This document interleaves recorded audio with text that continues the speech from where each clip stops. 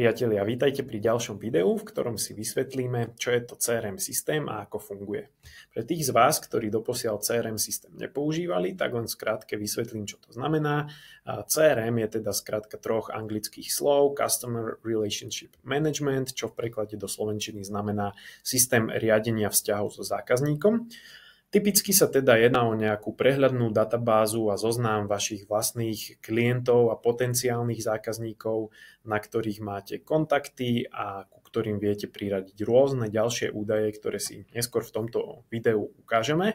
No a v našej Leadzuke takýto CRM systém máte k dispozícii aj vy. V našom základnom rozhraní ho nájdete v sekcii Contacts a po prekliku uvidíte zhruba nejaký takýto screen.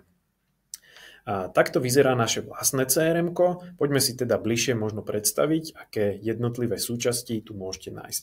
V tomto hornom paneli máme k dispozícii viacero ikoniek, ktoré nám vykonávajú rôzne funkcie v rámci tohto CRM-ka, čiže hneď takto z kraja máme možnosť pridať nové kontakty, zaradiť kontakty medzi existujúce biznisové príležitosti, čiže opportunity, ktoré sme si ukazovali v predchádzajúcich videách.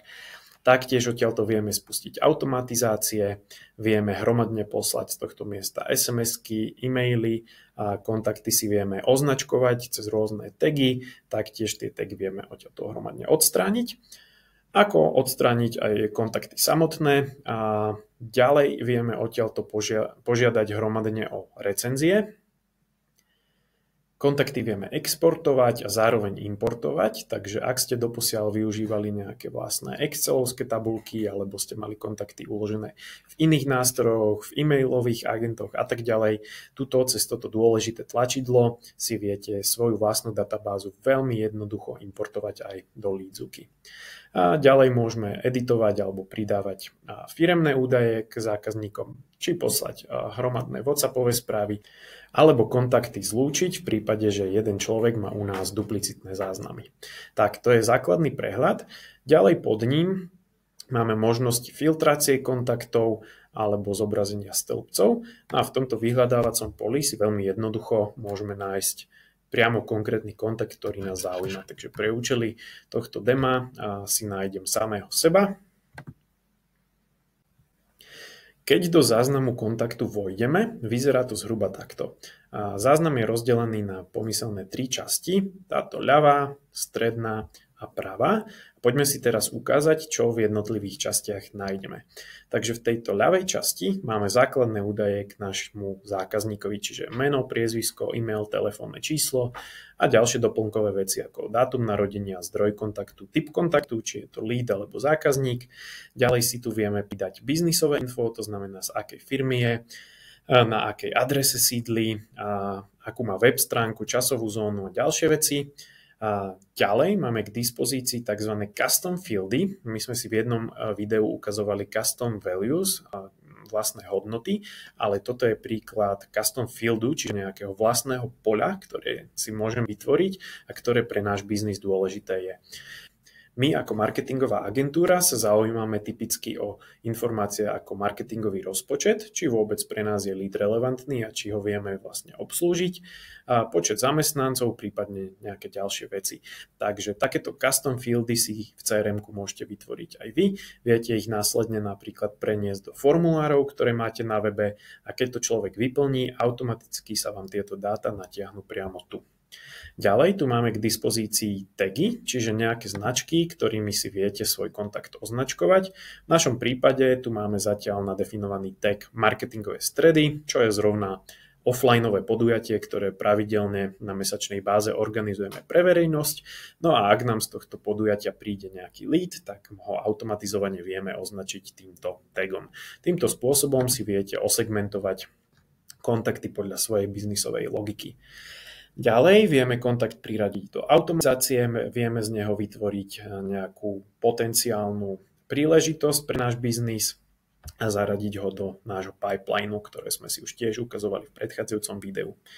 Ďalej tu máme k dispozícii ponuky kurzov, ak niekto má svoje vlastné online kurzy alebo online komunity. Úplne na spodku máme takúto skratku, že DND, čiže Do Not Disturb, a to znamená nerušiť.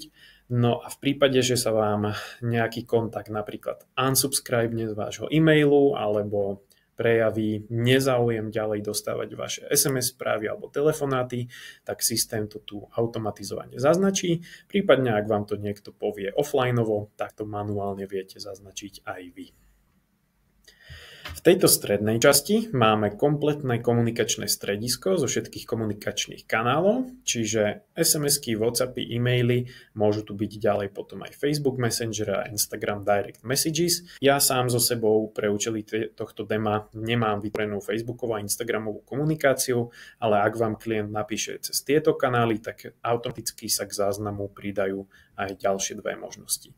Tuto vlastne vidíme chronologicky zoradený sled všetkých kontaktov, ktoré s daným zákazníkom boli vykonané, vrátane rôznych telefonátov, SMS-iek, e-mailov, či už automatizovaných alebo manuálnych, alebo aj kampaňových. A všetko je tu veľmi prehľadne zobrazené, takže k danému kontaktu máte kompletnú komunikačnú históriu bez ohľadu na to, či to bolo cez SMS-ky, e-maily alebo sociálne siete. Je to veľká výhoda, pretože takto máme kompletný prehľad nad históriou. Zároveň z tohto miesta môžeme kontaktu odosielať svoje ďalšie správy, ktoré potrebujeme, či už SMS-kou, mailom, všetko tu máme prednastavené, vrátane odosielateľa, adresy odosielateľa a e-mailového podpisu, takže e-mailovať môžete priamo odtiaľto. No a dole máme k dispozícii ďalšie ikonky, čo môžeme spraviť v rámci komunikácie, čiže nejaké možnosti formátovania, vloženia snippetov, to je kus textu, ktorý sme si tiež ukazovali v separátnom videu, ako vytvoriť a používať. A typicky to využívame pre prípady, že častokrát píšeme tú istú vec znova a znova, tak aby sme si ušetrili čas, vieme si vytvoriť snippet, tak to jednoducho vložiť. Vieme pridať link, a rôzne multimédia, prílohy, alebo vyžiadať platbu a rôzne ďalšie veci. V tejto pravej strane máme k dispozícii tzv. Activity Hub, takže stredisko prehľadu rôznych aktivít v rámci daného kontaktu, ktoré sú tiež krásne chronologicky zoradené. Okrem tých komunikačných vecí tu teda vidíme napríklad aj detaily o tom, že ktoré stránky v rámci nášho webu daný kontakt navštívil, či odoslal formuláre, či sme s ním mali zabukované stretnutia, prípadne ak by sme prijímali platby, tak sa nám tu tiež veľmi krásne zobrazí. Ďalšou veľmi užitočnou pomôckou v rámci organizácie práce sú tieto úlohy. Vo forme checkboxov si teda môžete vytvoriť vlastný to-do list ku konkrétnemu kontaktu. Tiež tieto úlohy viete priradiť jednotlivým užívateľom v rámci svojho konta, takže ak pracujete s kolegami alebo inými zamestnancami vášho biznisu, ktorí majú prístup do vášho konta, tak im viete prílohu priradiť. Ďalej môžete ku kontaktu značiť rôzne poznámky, plánovať stretnutia, ktoré ak sa tuto naplánujú, tak opäť kontaktu odošle systém a automatizovaný e-mail o tom, že stretnutie bolo naplánované, následne možno aj pripomienky, aby na to nezabudol. Veľmi pomocnou sekciou sú dokumenty, čiže ak máte nejakú zmluvnú dokumentáciu alebo posielate biznisové návrhy alebo akékoľvek iné dokumenty a chcete to mať krásne zoradené k danému kontaktu pod jednou strechou, tak práve toto je to miesto, kde si všetko môžete prehľadne nahrať. Okrem toho, ak niekto z vás bude prijímať onlineové platby, tak priamo tu v sekcii Payments sa vám bude zobrazovať, či už sú to subscriptiony alebo ostatné transakcie, ako vám tu pekne platby od daného klienta nabiehajú.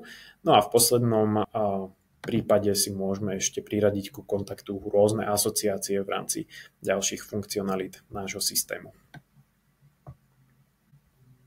A ak ste doposiaľ CRM systém nepoužívali, je to ideálna príležitosť, ako si začať organizovať svoju vlastnú databázu profesionálne. Ďakujem vám za pozornosť a uvidíme sa pri ďalšom videu.